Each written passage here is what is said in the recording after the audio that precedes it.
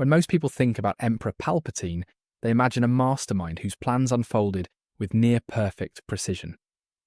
Every major event in the prequel trilogy appears to strengthen his position. The Naboo crisis elevates him to Chancellor.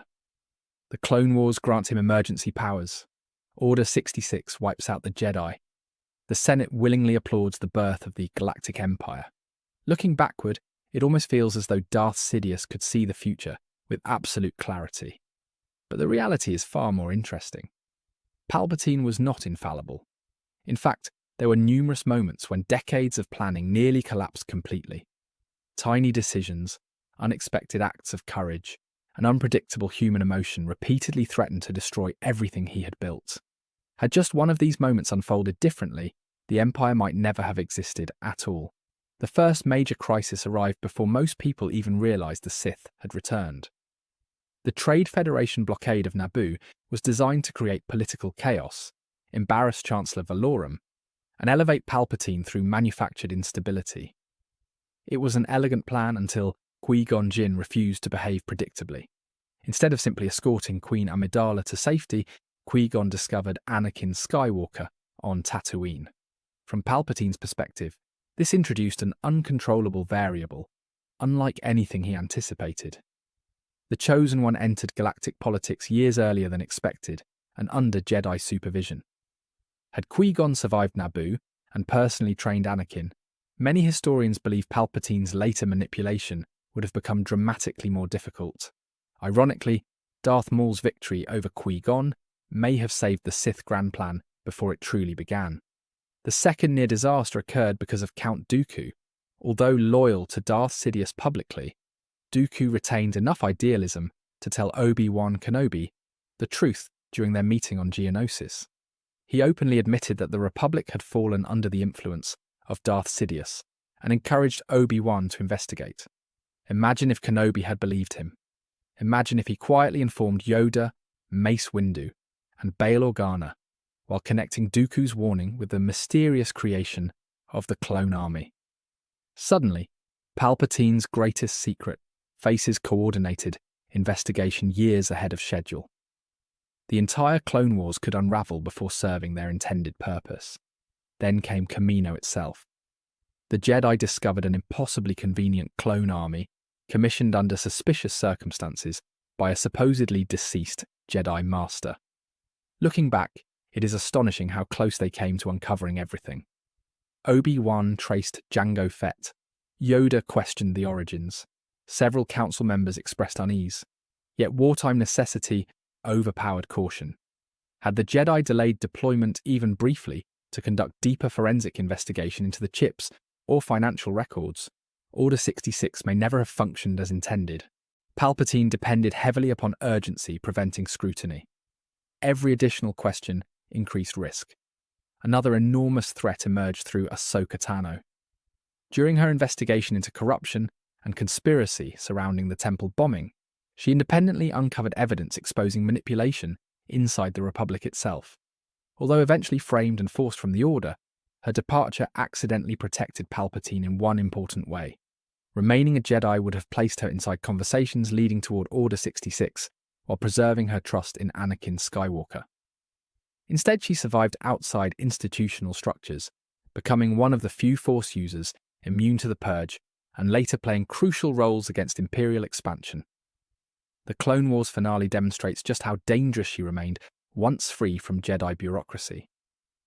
Perhaps the single closest Palpatine came to immediate defeat occurred inside his own office when Mace Windu arrived with 3 fellow masters. The duel ended quickly for Aegon Kolar, Saesee Tiin, and Kit Fisto. But Windu proved different entirely. Through mastery of Varpad and extraordinary discipline, he forced Sidious into genuine difficulty. Whether Palpatine intentionally appeared weaker to manipulate Anakin remains debated endlessly, but one fact cannot be ignored. Had Anakin arrived moments later, or chosen differently, Windu may well have ended the Sith Grand Plan with one decisive strike. 20 years of preparation rested on a single emotional decision made by one conflicted Jedi Knight. The margin separating Empire from failure could scarcely have been smaller. Even after becoming Emperor, Palpatine continued encountering moments where absolute control nearly slipped away. Yoda's assault on Coruscant represented not merely symbolic resistance, but a direct attempt to decapitate the new regime before it consolidated authority. Their duel devastated the Senate chamber itself, and demonstrated that Sidious remained vulnerable against truly elite opponents. Although Yoda ultimately retreated, victory came at considerable cost and uncertainty. Had circumstances shifted slightly, the newly proclaimed Empire could have lost its leader before gaining institutional stability. There were political dangers as well. Bail Organa, Mon Mothma, and countless reform-minded senators quietly questioned expanding authoritarianism throughout the imperial transition. Palpatine understood military dominance meant little without perceived legitimacy. His propaganda apparatus therefore worked relentlessly to portray Jedi survivors as terrorists, while framing increasing repression as necessary security measures. Every surviving witness capable of challenging that narrative became a strategic threat. This explains the obsessive pursuit of escaped Jedi despite the Empire's enormous size. Symbolism mattered almost as much as military success. A single respected master appearing publicly could undermine years of carefully cultivated perception. In truth, Palpatine's greatest talent was never invincibility. It was recovering from situations that should have destroyed him by adapting faster than opponents expected. Yet adaptation itself proves something important. Plans required revision because they repeatedly came dangerously close to failure.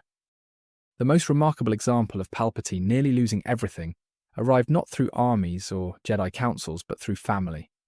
Luke Skywalker represented a problem unlike any previous opponent because he did not fit Sith expectations. Sidious understood ambition. He understood revenge, fear, jealousy, and hatred, because those emotions formed the foundation of every apprentice he had ever manipulated. What he failed to understand was unconditional compassion. Throughout Return of the Jedi, Palpatine assumes Luke will inevitably kill Darth Vader in anger and embrace the dark side exactly as Anakin once did. The entire confrontation aboard the second Death Star depends upon that assumption. It is in many ways the culmination of every lesson Plagueis ever taught him about predicting behaviour. Yet Luke does something the Emperor never truly considered possible. He refuses. He throws away his weapon and declares himself a Jedi despite certain death. In that instant, Palpatine's psychological model of the galaxy collapses. He no longer controls the emotional direction of events. Worse still, Vader witnesses his son's refusal and finally confronts the humanity he spent decades suppressing. The Emperor loses because he mistakes mercy for weakness when it is actually the strongest force acting against him. Looking back across the saga, this pattern appears repeatedly. Qui-Gon nearly derails everything through independent thinking. Obi-Wan almost uncovers hidden conspiracies through persistence. Windu nearly kills Sidious through decisive action. Ahsoka survives because she leaves the institution Palpatine expected to destroy. Luke triumphs because he rejects the emotional manipulation that corrupted Anakin. Each threat emerges from unpredictability rather than overwhelming power. This reveals something profound about Palpatine's strengths and weaknesses. He excelled at controlling systems. He struggled whenever individuals chose principles over expected incentives. There were also countless smaller moments invisible to most audiences. Clone troopers like Rex resisting inhibitor chips, senators secretly funding opposition, Jedi preserving archives, ordinary citizens hiding refugees despite enormous risk. Every act of conscience represented another variable impossible to calculate perfectly. The Empire survived because most people acted predictably most of the time. But history rarely turns on majorities alone. It often turns on a handful of extraordinary choices made under impossible pressure. Ironically, the Sith philosophy itself may have limited Palpatine's strategic imagination. He believed fear ultimately governed everyone because fear governed him. He sought immortality because he feared death. He accumulated absolute power because he feared losing control. Consequently, he interpreted nearly every opponent through that same lens. Characters motivated by hope, loyalty, or self-sacrifice repeatedly surprised him because he dismissed those emotions as temporary illusions rather than enduring strengths. That blind spot proved fatal aboard the second Death Star, and nearly fatal on numerous occasions beforehand. It is tempting to view the rise of the Empire as inevitable, because audiences know the ending before revisiting the prequels. Yet inevitability disappears once individual decisions receive proper attention. Had Qui-Gon lived, had Obi-Wan believed Dooku, had the clone chips been discovered? Had Windu struck 1 second sooner? Had Anakin trusted the Jedi instead of Palpatine? Any one of these moments could have shattered the greatest conspiracy in galactic history before it reached completion.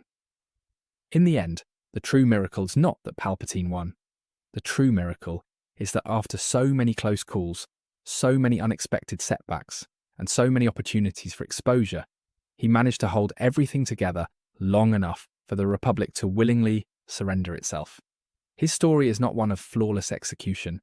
It is the story of a man who spent decades standing on the edge of disaster, repeatedly rescued by luck, timing, and the tragic inability of good people to fully trust one another until it was almost too late.